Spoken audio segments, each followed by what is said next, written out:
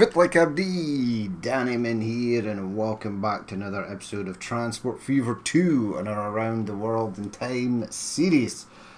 Who remembers this? This is the Coalbrokedale 1802. It was Richard Trevithick's pretty much the first ever functioning locomotive going from, the Coalbrokedale region. There's an iron ore mine up there. And let's get rid of that and that. I'm going to need this on so I can find where I'm going. But yeah, it sort of came past Telford and went down here to, I forget the name of this place, but this is where it goes. This was the first episode we did, was getting this up and running. Now we're back on this map. So we're back on this map and we're heading over here. So we're at Dudley. Now, let me bring up, hold on. Oh, that's a nice photo. It's not what I'm looking for. So the Earl of Dudley Railway, right? Had the locomotive Agenoria built by Foster, Rastrick and Company in Stourbridge for the Earl of Dudley's Railway. And it ran beside Dudley, and Ashwood should really be down here. The river, it's got this weird glitching because this is actually not water. It's not like in-game water, it's placed water. As you know, we've had several issues with height. Yeah, see, that looks kind of stupid. I'm going to have to delete and rework all this water over here, so that's kind of dumb. I might just throw some rocks and I'm sure it'll be fine. No one will notice.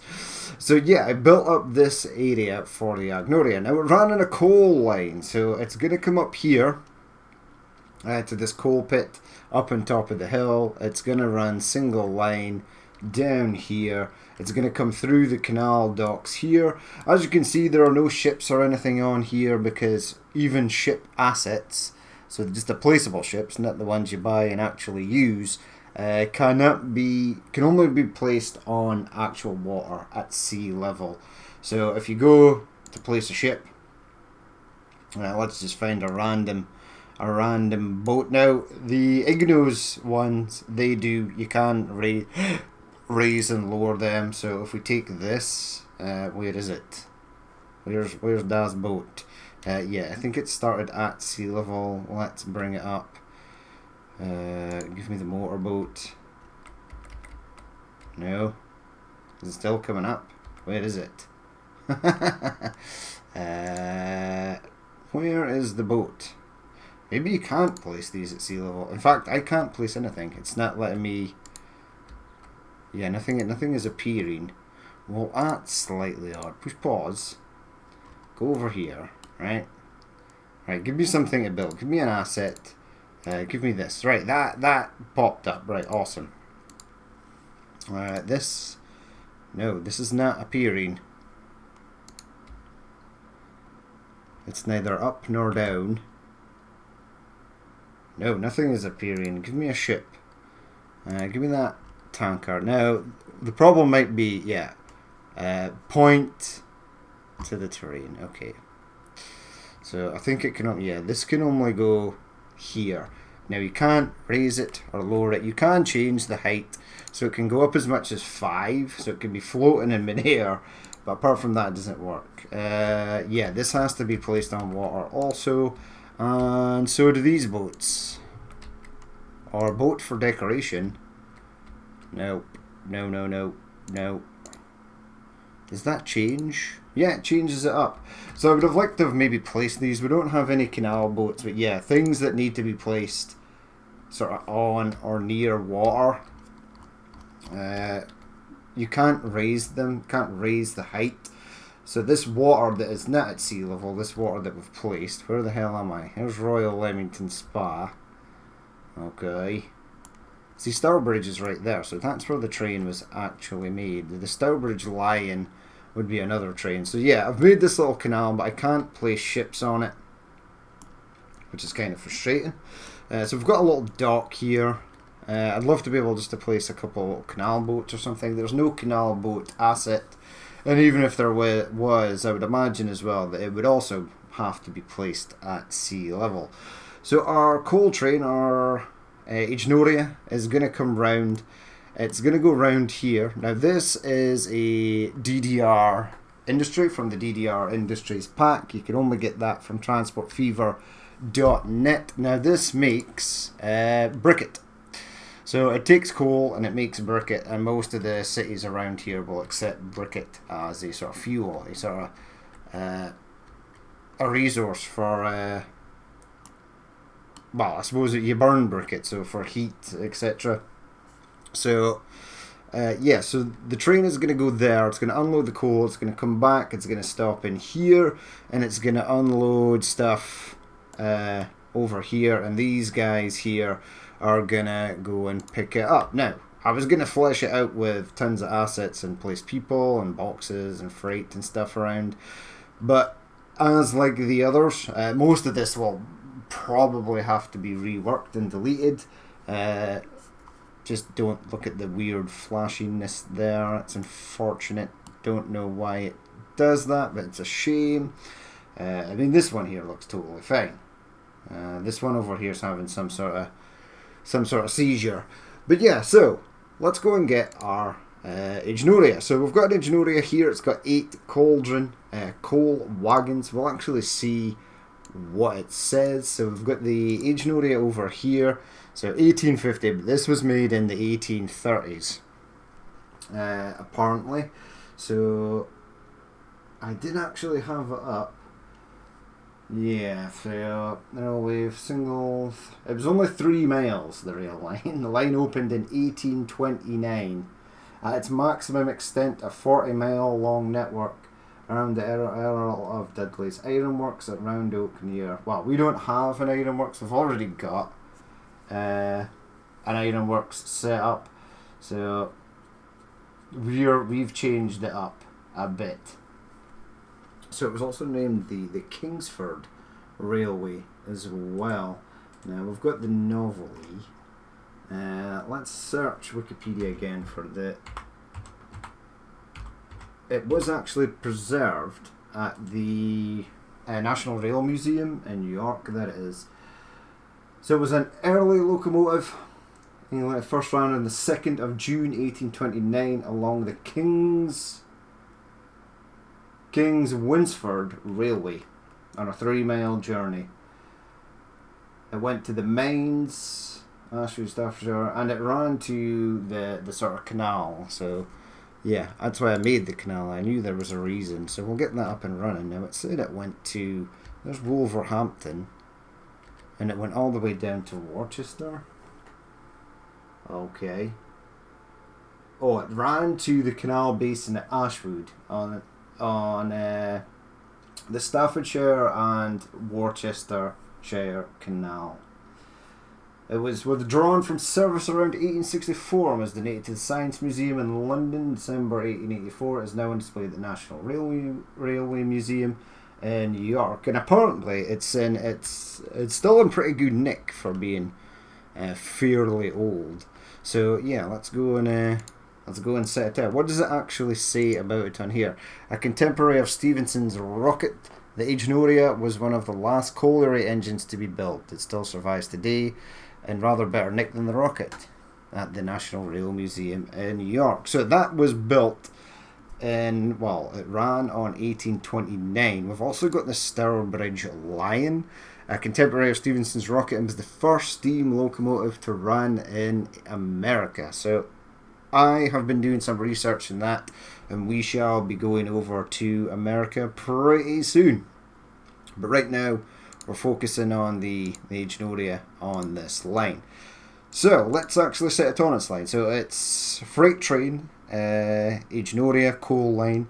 It's not Coalbrokedale iron line. That's where the Coalbrokedale of 1802 is running. Now what we're going to do is we are gonna. It's pretty cool actually. It looks fantastic. It looks really good. What I want to do is wait for it to get to about here, and then I want to flip it around, and I want it to go up the actual hill there. Now it did say that the coal line, the shut-in coal mine that it went to, it was the classic pulley system. So fuel cars were sent down from the top of the mine down the hill, and it was on a sort of pulley system, and the weight of the fuel cars rolling down the side of the hill pulled the empty ones back up to the top. So it's a pretty ingenious way to use gravity, so it's pretty good actually. But yeah, let's follow this guy up the hill, and he should go and get his first lump of coal. Now this says Birmingham Cargo. I'm going to change the name of that to whatever it was called. The Kingsford Railway mines in the shut-end area of the Black County with a canal basin at Ashwood. So yeah, I might build the little town of Ashwood near that area. We'll see what happens in the future. I really was just looking for this to have an industry to sort of run on. I'm quite impressed with the way this little bit here turned out. So it's not just one of those rounded off pure green hills in the distance. It actually looks like a proper, not mountain, but sort of hill. Those trees are quite close. But what we'll do is we'll jump on board as this goes back down the hill. Over the bridge there. So we've got a little track in the background for road vehicles, should we wish to use them. And once we're up here, we'll change this from Birmingham Cargo to shut-in coal mine. We'll give them the names. It's not 100% accurate. Obviously, it did say here that the coal was taken to an ironworks. There were a phenomenal amount of ironworks on the go way back in the days. But here we are at the coal mine. It would have been so cool if you had gone to the other side. Right, hold on, push pause. Birmingham Cargo. No, let's change that. So this is the shut and coal mines. Shut-in coal mines. Right, that's where you are going. Excellent. And let's have a ride on board. It's not a phenomenally long journey that this has to take. It's a bit, I would say, more than the 3 miles that it actually ran on real life. But yeah, it should be a nice, pleasant little cruise down the hill. Now, this top speed of this train, I think, was 20. I think the track limit is 25 for this area. But we'll see how we get on. Obviously, once trucks and things became on the go, things like colliery trains and stuff are just completely unnecessary. There's a lot of trees there. I'm going to have to delete some of those trees. Obviously, it's a bit barren in the distance. There's nothing happening. Obviously, the city of Birmingham is just over that hill on the right-hand side there. And that will have to be extended out because it's quite large, Birmingham.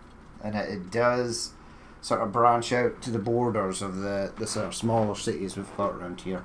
Wolverhampton as well, just over the hill line in the distance. That's going to have to be extended out as well. But we'll see how we get on. I'd like to make larger cities. I think some of the more iconic ones I went to build out on my own, but some of the main cities, that is a floating building there, so we'll have to change that. There we go, there's the signal box. So it doesn't stop here right now, it will stop here on the way back. It's a nice little area. I think I do need some assets and stuff, some horses and wagons and some people sort of lounging around. But yeah, this is nice.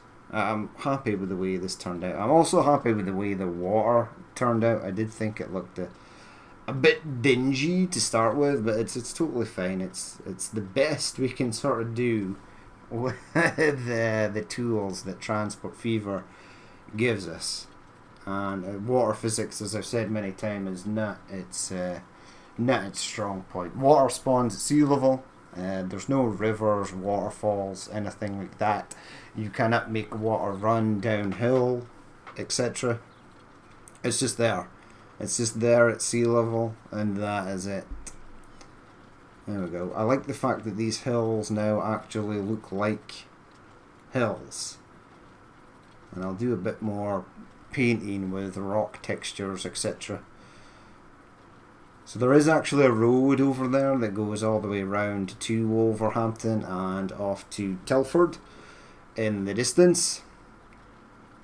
I mean, Telford is a city that was hand placed, and it's for the very first episode, and it's definitely somewhere we can expand on as we progress through. So I'm not sure entirely when we're going to be back on this map, but it was interesting to come back and see the Coalbrokedale running on its little iron mine there with the horses. That was pretty cool. So we're into here, the briquette factory. Now this will unload, but it will have virtually nothing sort of going back. Right, so we've ridden on the train. Let's maybe ride on it outside as it sort of heads along. So you've unloaded coal. Dudley Briquette Factory has got 0 stored. Ah, you know why it's got 0 stored? Because we have forgotten. Right, if we go up to the coal mine, this is here, but what I forgot to do, like a plum. So we do not have Yeo's Senseless Industries installed here. On this map, on each map I'm going to use different sort of industry bundles. And on this one we've got the expanded industries and whatever else. I mean, for some reason I was trying to get newspapers to work. But when I go to the editor I can't get newspapers. I can get briquette. So I need to look at that again. I'll maybe have to sort it out for a different map. But yeah, so what we need to do is go up here, select an industry, we go right to the start, we select Freestyle Industry 1. Now I want to do this on a clean section. So set the yearly max production or demand, 250 is fine, input mode, cargo mode, so I just want it to output, excellent. Number of employees, fine. Cargo is not going to be crude oil, it is going to be coal. And I want the stockpile length to literally be teeny tiny, so it's a little square like that. That's totally fine. And what we can do here is we can hide it. Now if I can see it, now I can actually leave it. I need to make sure that it is connected to this.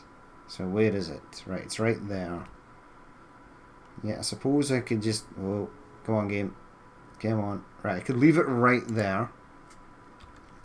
Now if I click on that, that is now connected, and that will produce coal, kind of as if this is actually producing coal, even though it's technically, it's not, they're just assets that have been placed.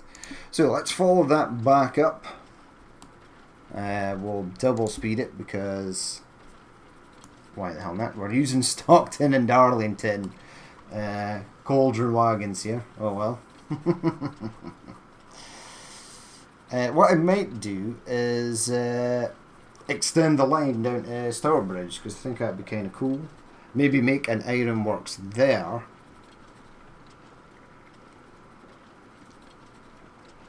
And have that be like the sort of ironworks / trainworks. But as we know, the Stourbridge line was sent off to the States. Where upon reading, it was sent to Philadelphia, I believe, and I don't think it did particularly well. Apparently, it was too heavy for the tracks that they had built there. But we will cross that bridge when we come to it, because we're going to do an episode on the Stourbridge line and its adventure over in America. Alright, so coming around, 2 times speed is fine. I quite like the 2 times speed. Like to look at the trains that's going past all the assets and stuff. It's not mega high detailed, but it will be at some point. Once I have reached the 1850s and I start pulling actual railway lines from Google Maps, that's what will be. All of that will be detailed, and all I will have to do is go round, find where vehicles are, and then just delete the older vehicles and replace them with newer ones, newer assets, and it'll be super easy. Hopefully, maybe. So up she goes. How fast are you going up here? Yeah, speed was pretty decent for this. Even with those cauldron wagons at the back, it didn't seem like it was going to be massively affected going up here, which is good. So a decently built locomotive, or it runs decently on here. Went with the wooden bridge. I know these are typical of sort of America and stuff, but I thought it would look kind of cool. And up the hill we go. Yeah, through the death trees here. What does that actually look like going through there? Oh yeah, that's full on disaster right there. Oh, over the bridge. Here we go. It was like it was meant to be. Right, so is there going to be Bambi? If this was train life, I would have blasted the horn to get that Bambi out of the way. Imagine you could actually drive these trains. You could actually take control of trains that you had built. Now remember, back in the days of SimCity, I can't remember which it was it SimCity 3? You could actually take control of vehicles that were on routes you created, like buses and stuff. It was a bit crude and it was a bit weird, and all you succeeded in doing was wiping other vehicles from the face of the earth. But yeah, something like that would be kind of cool. Imagine that. You would have to literally follow your own set of signals and your own set of rules that you set for the tracks. That would be immense. I would imagine you'd need some sort of high-tech government secret computer in order to run it, because Transport Fever is not the easiest to run once you start adding a lot of stuff. Through the bridge, yep, that's fine. So adding a first-person driving simulator onto that as well, on top of the other things that the game is trying to figure out in the background, would just be catastrophically crippling for a desktop PC. You could maybe send your save games to NASA, and someone there would be able to run it on their computers, but not on ours.